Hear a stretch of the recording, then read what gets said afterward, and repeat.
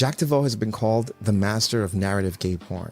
During the 1970s, he molded moody stories that were filled with hot sex, sociopolitical messages, and heavily plotted films that still resonate today.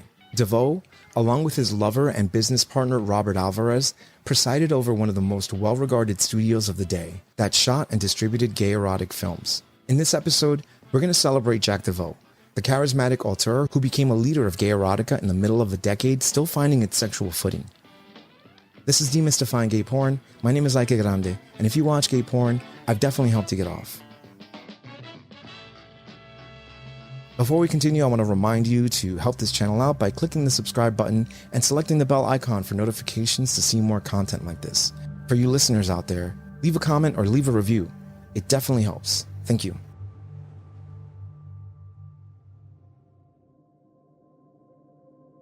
Jack Deveau was born John R. Deveau on January 25th, 1935, and grew up in Manhattan. Deveau grew up with an older brother, his mother and his father, who were comfortably upper middle class. He attended Cornell University for a semester before moving back to Manhattan and becoming a partner in an architectural and design firm.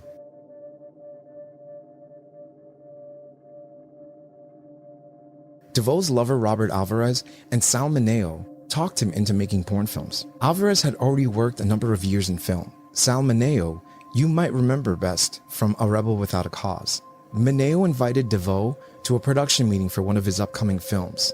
Deveau sat quietly in the corner and heard a room full of executives say the dumbest things he's ever heard. From that moment, knowing he could do better, Deveau decided to become a film producer.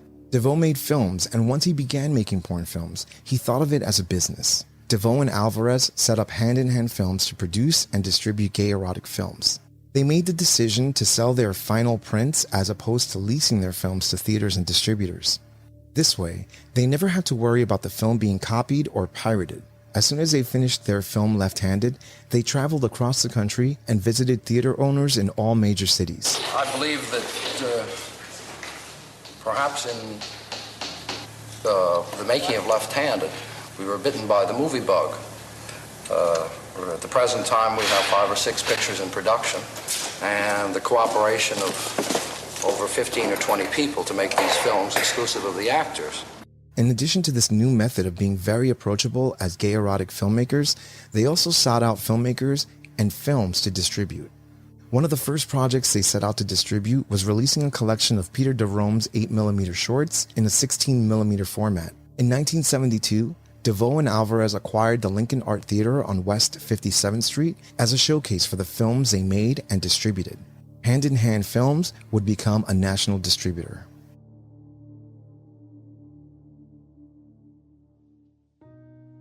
Many early gay porn films portrayed sexual activity in idyllic or fantasy settings, primarily as a way of creating an imaginary world in which sex between men was free from social, legal, or cultural obstacles that traditionally limit homosexual activity. Deveau's films joined together documentary-style photography and psychopolitical themes of sexual liberation.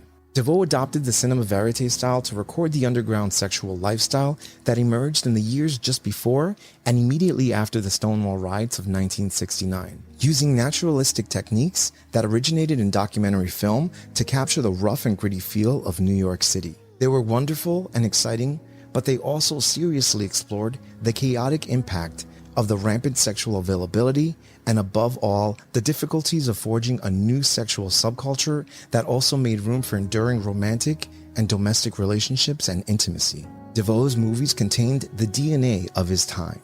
And ours, honestly. One of the things which kept us interested in this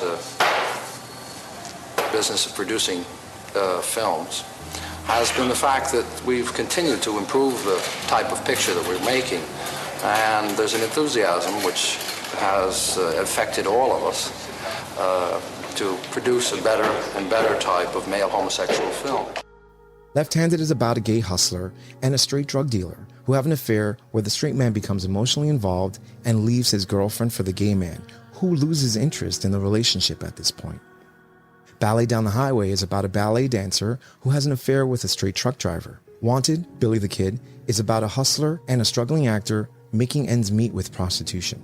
Hot House is about neighbors having sex with each other. Fire Island Fever It's about two men in a relationship who go out to Fire Island to explore opening their relationship, only to come back with their original ideals. A Night at the Adonis stands out for its portrayal of promiscuity at one of the most infamous theaters in New York City. The film was a tribute to the role the gay porn theater played in creating a sexual environment for gay men during the 1970s. A Night at the Adonis is considered to be one of Devoe's best films. It is the most elaborate exploration of the tension between promiscuity and a gay man's everyday life. Throughout his filmography, Devoe managed to direct a number of what we would consider fantasy films as well, such as Drive and Sex Magic.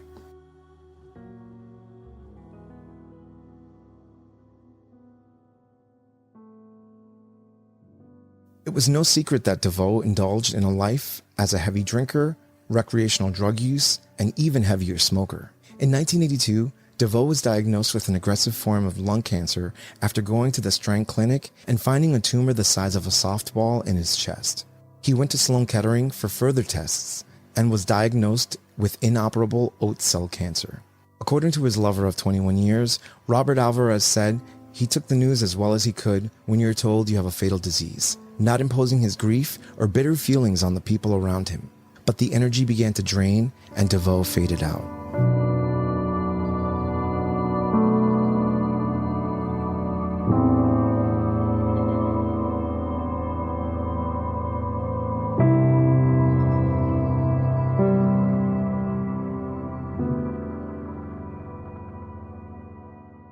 On December 2nd, 1982, John R. Devoe, Jack Devoe, passed away with Alvarez by his side and his best friend Case Chapman. Devoe was not a filmmaker when he started. He was simply a man with ideas he wanted to put across on film. With a little nudge from a couple of friends and help from the talent he surrounded himself with, Devoe left behind a catalog of films that resonate today in gay popular culture. Devoe created a unique genre of hardcore photography that stands out from the work of almost every other hardcore filmmaker from that period.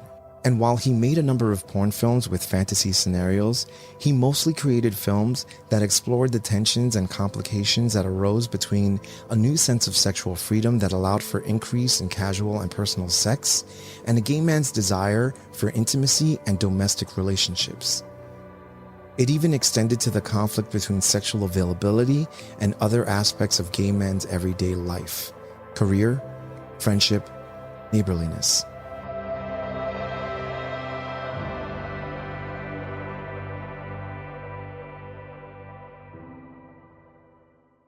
You've been watching Demystifying Gay Porn.